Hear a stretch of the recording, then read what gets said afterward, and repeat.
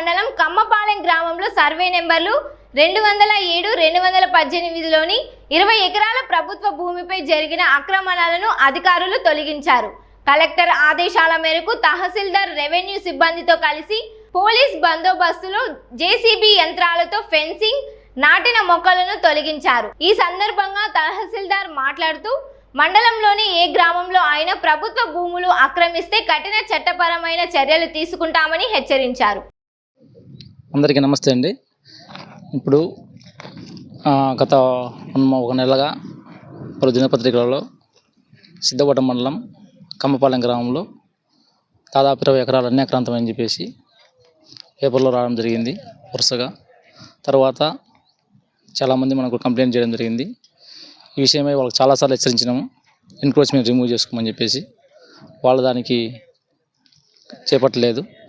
ఇందు విషయమై ఈరోజు morning revenue సిబ్బంది మరియు సర్వే సిబ్బంది మరియు పోలీసు వారి సహకారంతో దాదాపుగా 207, 218, 220, 222 సర్వే నెంబర్లలో 15 ఎకరాల ల్యాండ్ ఎన్క్రోచ్మెంట్ను రిమూవ్ చేయడం జరిగింది. నేను ప్రతి ఒక్కరికి ఈ సందర్భంగా తెలియజేసేది ఏంటంటే, ప్రభుత్వ భూములు మీరు ఆక్రమించద్దండి. మీరు ఏదన్నా ప్రభుత్వ భూముల్లో ఏదైనా పెట్టుబడి పెట్టినప్పటికి కూడా మేము ఖచ్చితంగా అవన్నీ మేము రిమూవ్ చేయడం జరుగుతుంది. మీకు ప్రాపర్టీ లాస్ ఉంటుంది. తర్వాత ఇంకా ఎక్కువైతే మీరు కేసులు కూడా ఎదుర్కోవాల్సి ఉంటుంది.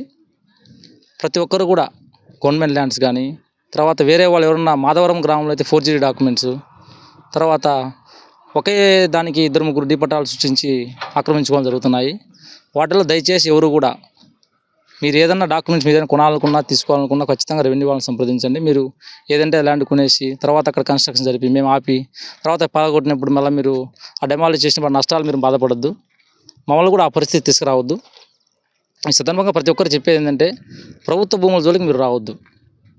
అదేవిధంగా ఈ హౌస్ సైట్ పట్టాలకు సంబంధించి కూడా మీరు ఆక్రమించడానికి ట్రై చేయొద్దు. ఏది చేసినప్పటికి కూడా భూమి ఎక్కడికి పోదు. మేము ఈరోజు కావాలంటే రేపు వచ్చేసి కూడా దాన్ని మా స్వాధీనం తెలుసుకొని, మీరు అధికారం రాలేదని చెప్పేసి ఆ రోజు మీరు ఆక్రమించినప్పుడు కూడా మరుసటి రోజు వస్తాము అని స్వాధీనం చేసుకుంటాము. ఈ విషయమై ప్రభుత్వ భూముల విషయము, తర్వాత 4G డాక్యుమెంట్ విషయం ప్రజలు అప్రమత్తంగా ఉండండి.